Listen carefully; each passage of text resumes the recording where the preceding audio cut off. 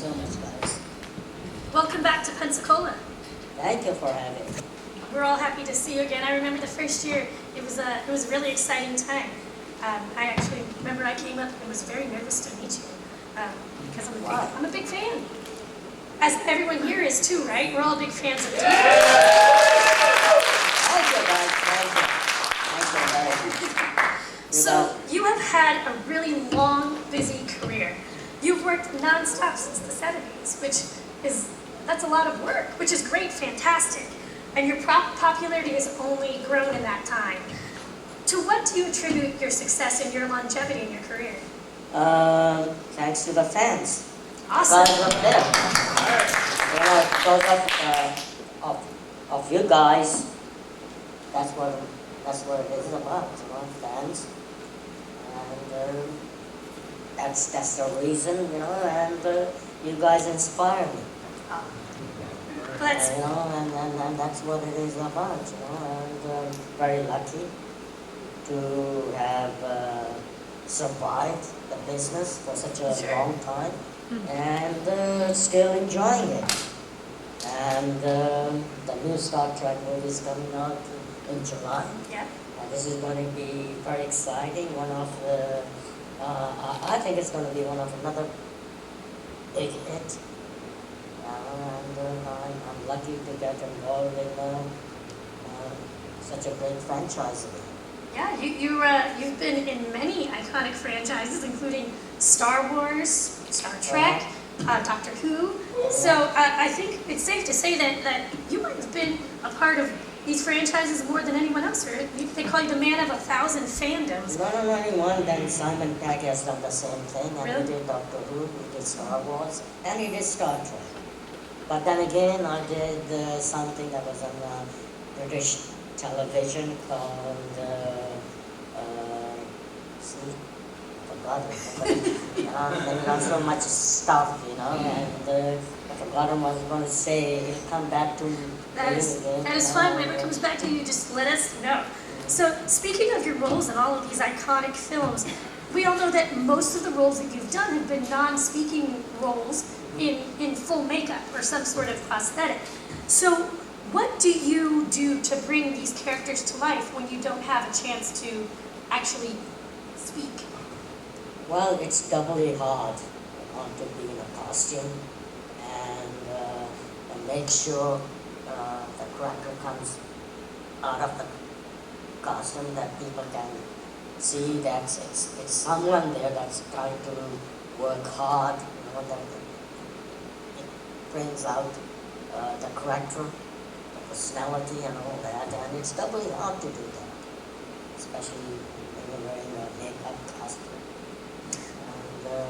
And same as not talking, especially in Star Trek, to portray that, and it's hard, it's tough. So you would say that's what you find most challenging about what you do? It is very challenging, it's more challenging than speaking. So you want to make sure that the gestures are right, that they come out good, and the emotions, and it's tough. And I read, and anyone who's met you before knows you're a very funny, witty guy. And I read that you got your start up in stand-up comedy. Is that true? Yes, I did stand-up, that was so much stand-up, it was more like sit-down. People would see me, but I did, that's how I started. Wow, Yeah. that's amazing. In London, and we British have got a very dry sense of humor compared to, I call it myself an American too, because I spend most of my time here in the States. And it's great to have the both worlds, USA and Britain. It's fantastic. You've worked with some really iconic directors of these franchises and actors as well on so many of these films that people that are coming to this convention love and treasure and find very dear. Is there anyone that you would like to work with that you haven't worked with yet? Because we all know that you're going to keep going until you can't go anymore. Yeah, I love to work with Clint Eastwood. Here is a great director, Latin, makes sense of humor, and if I get an opportunity, to work on one of his movies. Great. Yeah, I think he's a great producer, great director, and he was a great actor himself too. Absolutely. And, That's right. he's a legend. As you are as well here, right? Just a bit of a legend as well. And if you have any questions, feel free to step up to the mic so we're more than, yeah, go ahead, sir. That's easy. In the Star Trek movies, Simon, he had a role, everybody knew that character. So many of the other actors already knew what the characters were. Yours was a new character to the regular cast. How was that part described to you, and how did you bring it to life? You mean Star Trek or Star Wars? Star Trek. Star Trek. It's called Kinzer. I remember they were looking for me, and they introduced me to J.J. Abrams, and they said, hey, J.J. said to me, you'll be playing Kinzer. I had lines in the first one, and I did. And they took all the lines, and J.J. came to me and he said he spoke to Steven Spielberg. And he said to him, he doesn't look nice talking, because he's like an alien, and so he shouldn't talk. So that was, J.J. said, I'm sorry to do this, but you look funny without talking. That's what he said, I said, okay, I know it, and so did the second one, just finished the third one, and I didn't know, I made it up as I went along. I didn't know what I was going to do, but JJ said to me, try to make it a bit funny. And he is, Kinzer is a funny guy. He doesn't talk, but like I said, silence is golden. They did remind me, were those still your noises, or did they dump those? Yeah, no, I did not, yeah, they were mine, yeah, yes.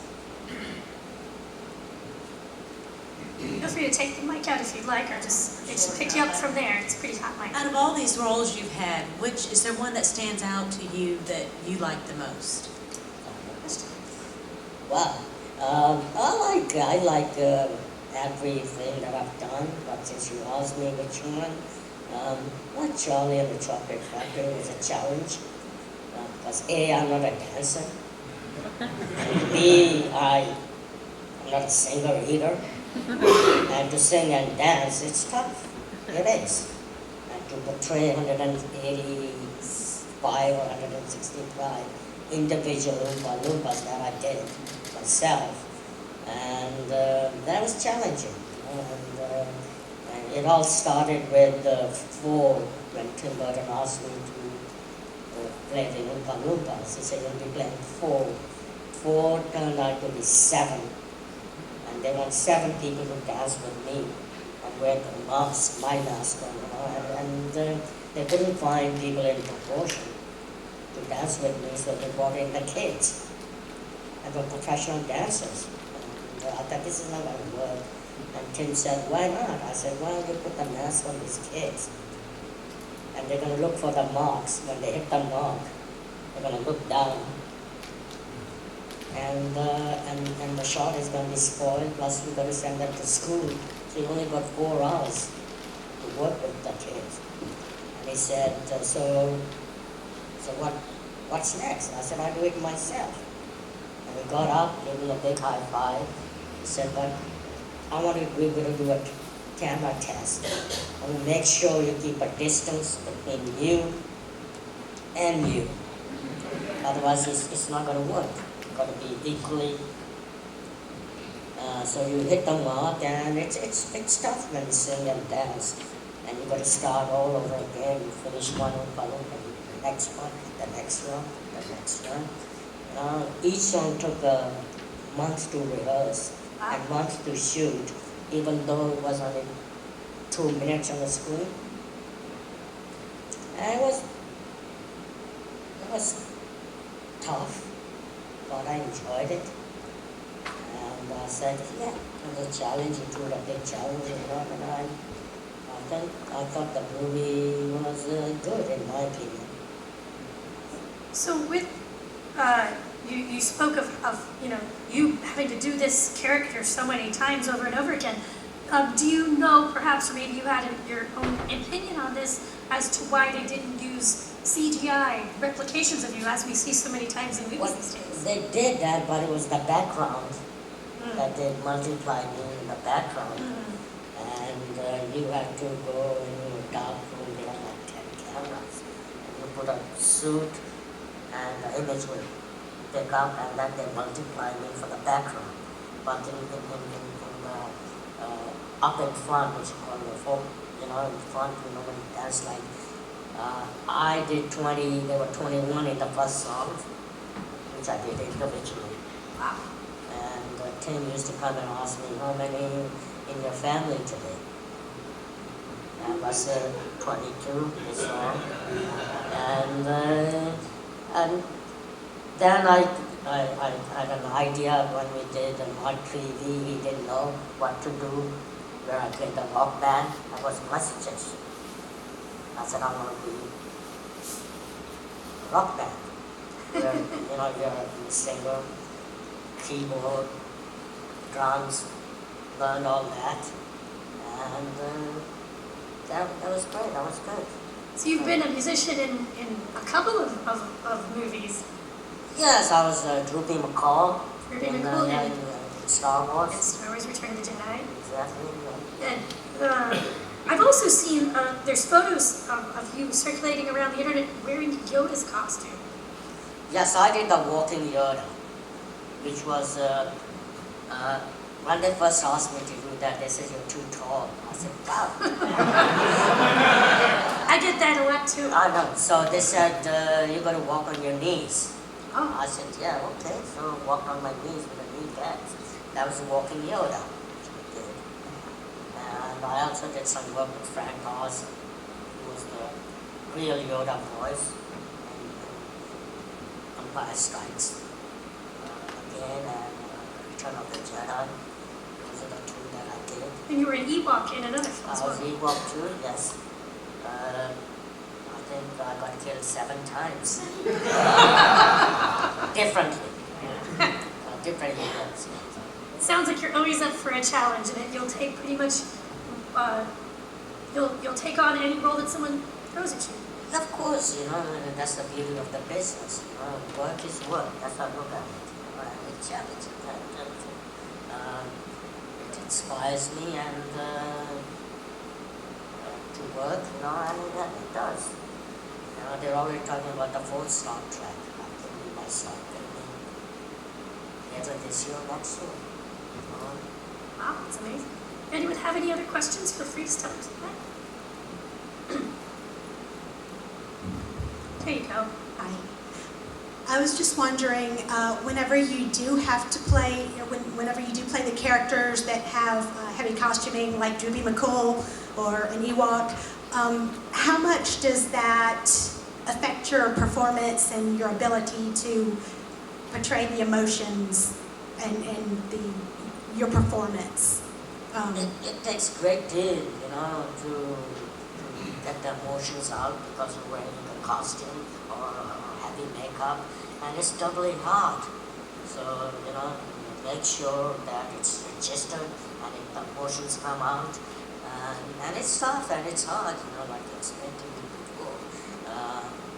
It's doubly hard to portray one when you're especially in the costume, rather than like if you're not. Have you found that the evolution of special effects makeup has helped you in being able to express emotion? It has, you know, because the movie industry has come far technically, much superior now. When I was working in the 70s. And technically it's improved and it's easier to work in a costume now than it was in 70s. I'm sure the process has speeded up a little bit too. Yes, it has, you know. I know there's It has. hours and hours of makeup, right? Of course, you know, when I first worked with Tim on Planet of the Apes, it was 4 hours makeup. Get up at 1 in the morning to go to work and come home at 8 at night. Not only that, I did X-Files and I did this both together, you know, it was both 20th Century Fox projects. One was television, one was feature. So they, pardon my language, they screwed up the shooting schedule. So I didn't sleep for 4 days. I work on nights on X-Files, daytime on Planet of the Apes. So Tim Burton comes around to me, he says, oh, double dipping again. It wasn't fun, you know. I said, no, man, it's no fun double dipping. Was it on the same line? No, they're different. You know, they provided me with a car and I never slept for 4 days. Wow, that's dedication, folks. And they were fighting. They said they apologized to me. I said, well, it's no use. The only solution is I normally sleep for 4 days. Speaking of X-Files, that role, I remember when I aged myself when I was a child, watching that with my mother. It was a very creepy, scary character. And was that uncomfortable being on your knees? It was actually. You know, they built a cot for me. It's tough to have your feet and they put the extensions up. Oh, you know, okay. And it looks like you're on legs. But then again, I can only stay there for 40 minutes at the max. Wow, And so then- Yoda, the guy from X-Files, I know, there was and the that. X-Files, you know, and the director would go, Peter Wannabe's that guy, have you got one more take? Have you got one more take? You know, I was like, geez, man, my legs are killing me, dude.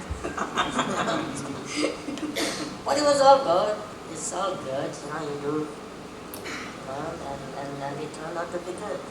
That's definitely probably the most memorable character for me from X-Files, just because I remember the mud, the dirt all The over dirt, me. yeah, they shaved my head and they put all the kind of whatever it looked like a homeless guy come out of Bombay, you know, and start killing people with his psychic powers. Like, you know, it was fun. Speaking of bad guys, you played a bad guy in Doctor Who in the 70s. Yes, I did. So I hear we have some Doctor Who fans. Yes, I did. It's called Mr. Sin. It's a ventriloquist doll who comes into life and starts killing people. That was fun, you know, to get a mask and it's always fun, you know. I mean, I don't get me wrong. I'm not an evil guy, but I like to play.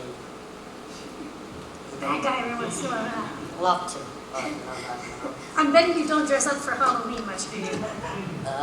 No, I don't think so, you know, because you've already done movies in a makeup and suits and all that, you know, and why go and dress up again? Just when go it's as Deep Halloween? Roy on Halloween. Yeah, no, I mean, go as like myself. Right, exactly. No free message. Along those lines with the costumes and prosthetics, do you have one that was your most favorite to play or to act? Or one that was your least favorite to be in? They're all good. The least unfavorable one was the Star Wars one. Two people called it. That's so hot, you couldn't see anything. And the best one out of that, since you asked me, I thought Kinzer, Star Trek. You know, even it takes about, they started 2 people making it up, it took them 2 hours, they got down to 1.5 hours, and they stay all day, like 15, 16 hours in that makeup. And it's a relief, and it's when they take it off. And, yeah, it's I would do again and again. I would, you know. And for me, it doesn't matter whether it takes 4 hours or 5 hours. I love working. Great answer. Go ahead.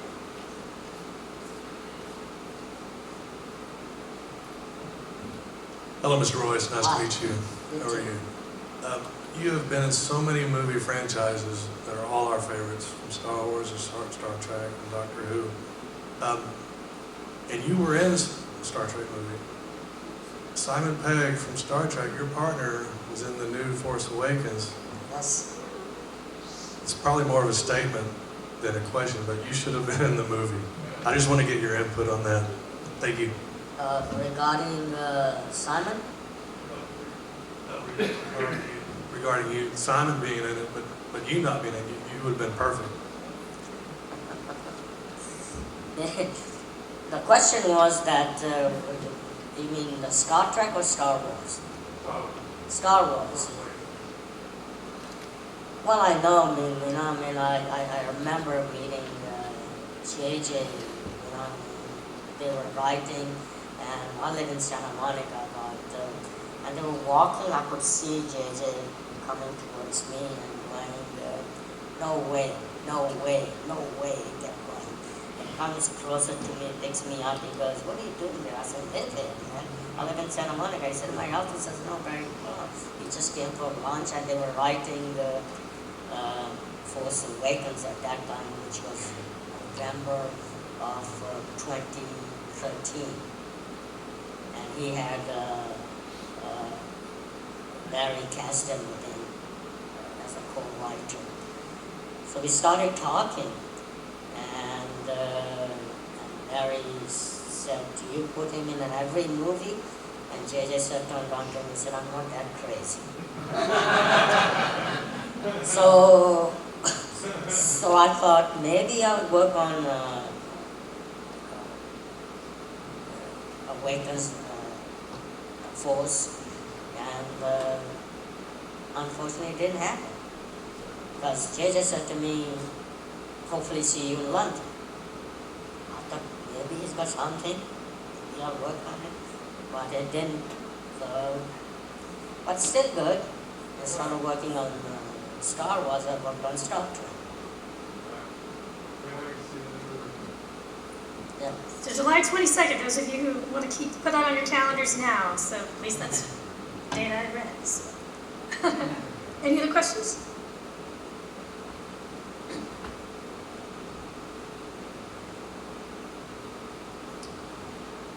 Out of all the iconic roles that you've played and everything, is there been any like memorabilia that you've taken home from the set that's, you got stored up on the shelf somewhere, good memory of it or something that...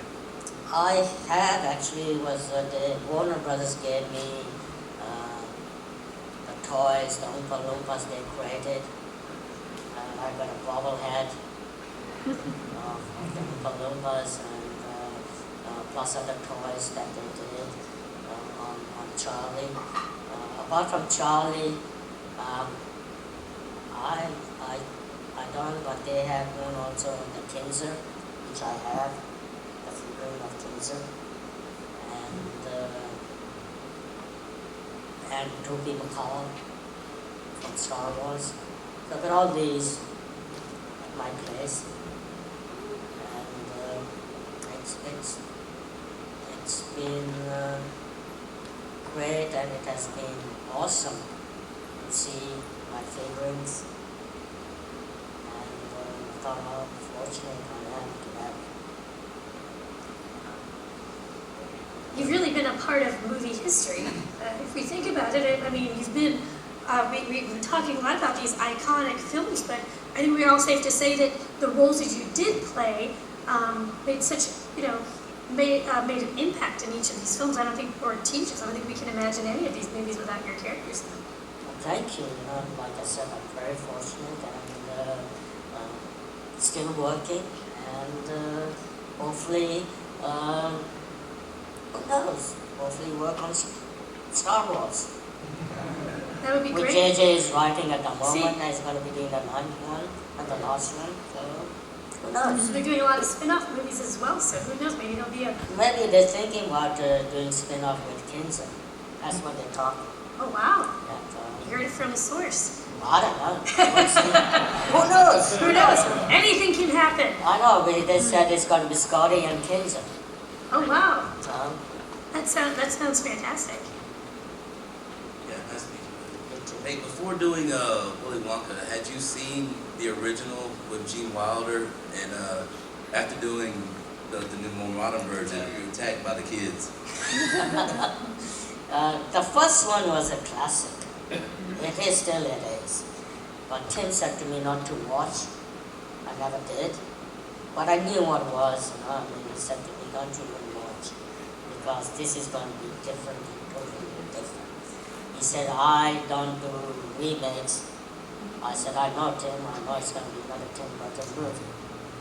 So, no, I didn't see, because Tim said not, told me not to. He said, I don't want you to get influenced by the first one. Right. This is totally different. And it was. Awesome job. Thank you.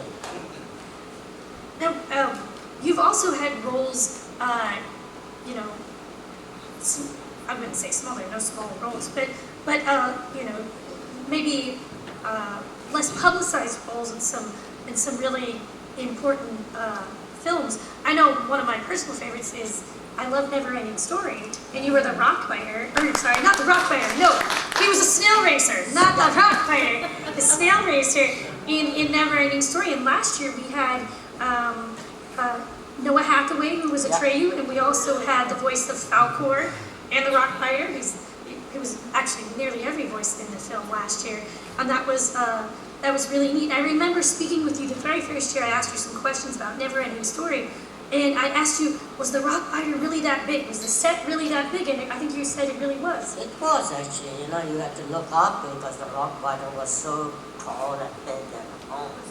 And you did, you know, you normally look like that. Look up like this, you know, I haven't done so much exercise in my life. That's true, yes, it was. You know, and the rock biter's voice was amazing, and I forgot his name, because he does the voiceovers. Oh yeah, he did. I did his panel last year. He did the narrator. He did the rock biter, Gamork, Falcor. He also was the voice of Skeletor and a bunch of other things. Really nice guy. So, any other questions? Feel free to come up to the mic if you want. So if you think about it, just walk in. Now, if you could play one more character again, and not necessarily your favorite, and I know you love Kinsa and you're continuing to play Kinsa, is there any other role that you from your past that you would like to reprise? Not from the past, but for the future, I'd like to be a villain, and I think I would like to do a James Bond movie. I think I'll give a James Bond a good run for his money. Very nice. If that happens. Sounds like you got a plan. You got some really great artistic ideas. Have you ever ventured into directing, or do you have a plan on directing or producing? Directing is you got to have a talent. You got to know the lenses. You got to know the lights and all that. I don't think so. I'm that talented. Practice a huge responsibility. I don't know how I practice do it, but I don't have a desire to do that. But maybe produce one day, which I'm developing at the moment, and I want to play a genie who makes people's dreams come true. So we're developing that at the moment, and let's see what happens. And it's called The Lost of the Hot Genies, or wishful, either that or wishful thinking. So we've written the screenplay, and let's see what happens. You know, I mean, if it's in development, and who knows?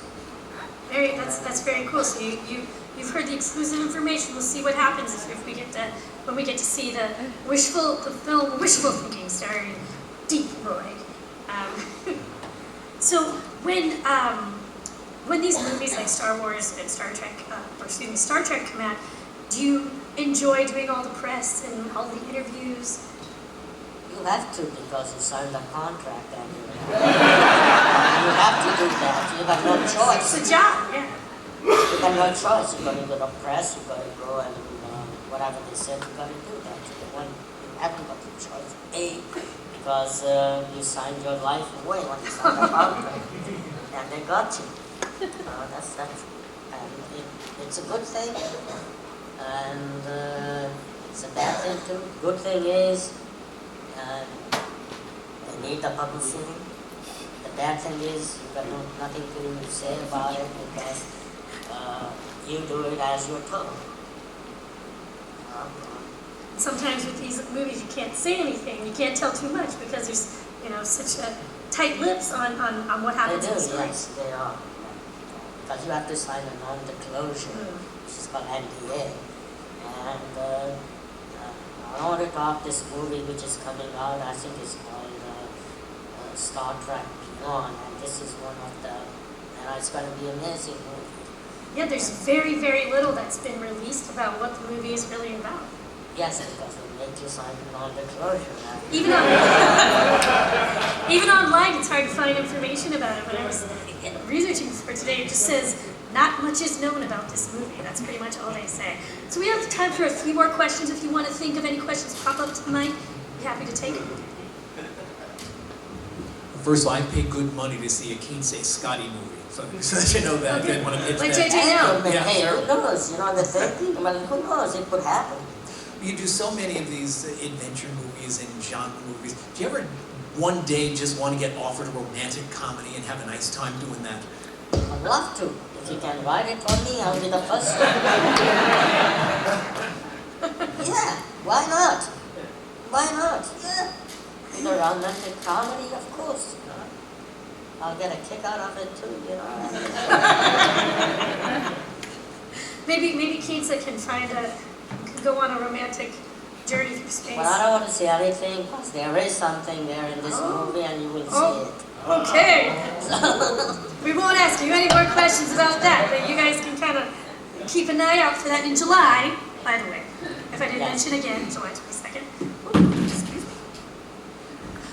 So we got, you also worked on The Dark Crystal.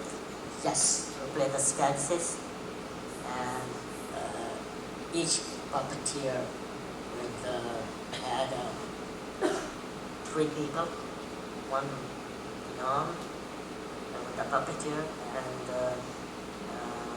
the other one with his other arm and the legs, and these guys were working like this and you've been sitting underneath and doing all that stuff. Oh, wow.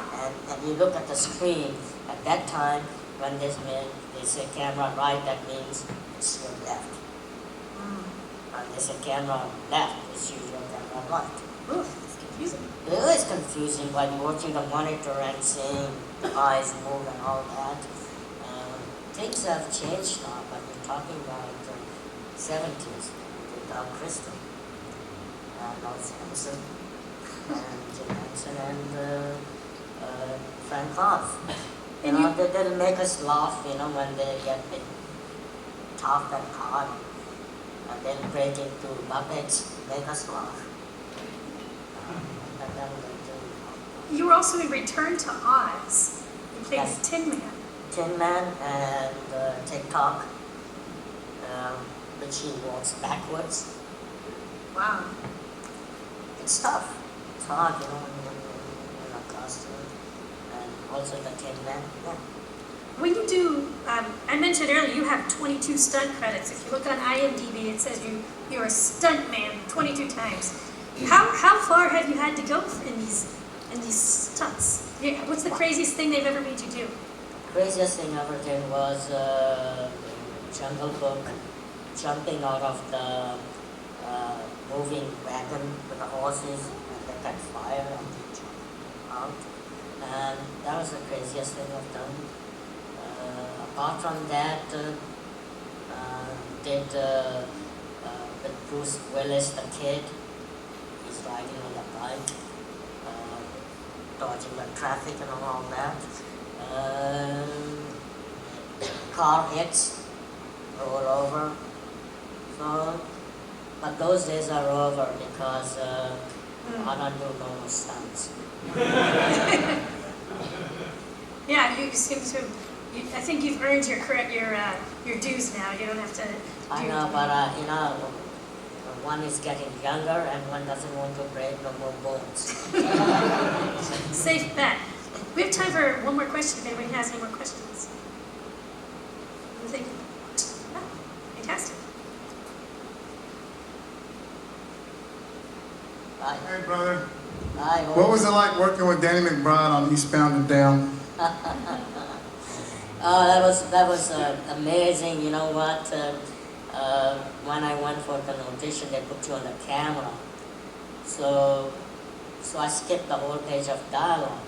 And the guy who was doing the lines behind the camera started laughing at me. And when I turned on to him, I said, so what's this? I uses the F word, so I'm sure I can hear. I said, what the fuck are you laughing at? And he said, you skipped the whole page of dialogue. I said, so what the F you want me to do now? He said, you want to start over? I said, I'll laugh it up again. You know, I said, what's the name of this show? He said, Eastbound and Down. I said, hey, F Eastbound and Down. I think I'm going to go to Hawaii. He said, and that's how it finished. You know, he started cursing that word. 2 days later, my agent calls me and he says, you got the job. I said, yeah. And when I got that, I said, wow, you know, a screw-up play, you know, it paid off. And he said, but they want you to do the second audition. I said, no. This is what it is. They said, they want me to do Mexican accent. I said, if they want to do Mexican accent, tell them to hire a dialect coach. This is it. They get it. If they're done, I'm going to go to Hawaii. So I got it. And when the time came, we were in Puerto Rico. I had great fun. We do the first 2 takes as it's written, and the rest was improvised. Made it up as we went along. And I've never been so rude, foul. And normally I'm not like that, but I enjoyed that. Sounds like you had a lot of fun. A lot of fun. We actually have someone from Pensacola who's in Eastbound and Down.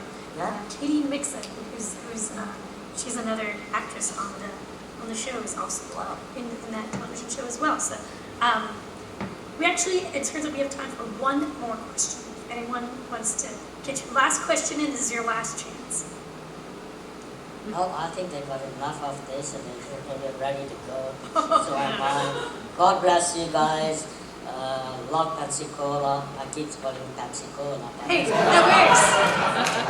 And hey, it's on, you know, this Pepsi Cola is on my mind rather than Pensacola. But God bless you guys. Have a terrific day. And thank you for coming, and I enjoyed every minute of it. Thank you. Give a big round of applause. God bless.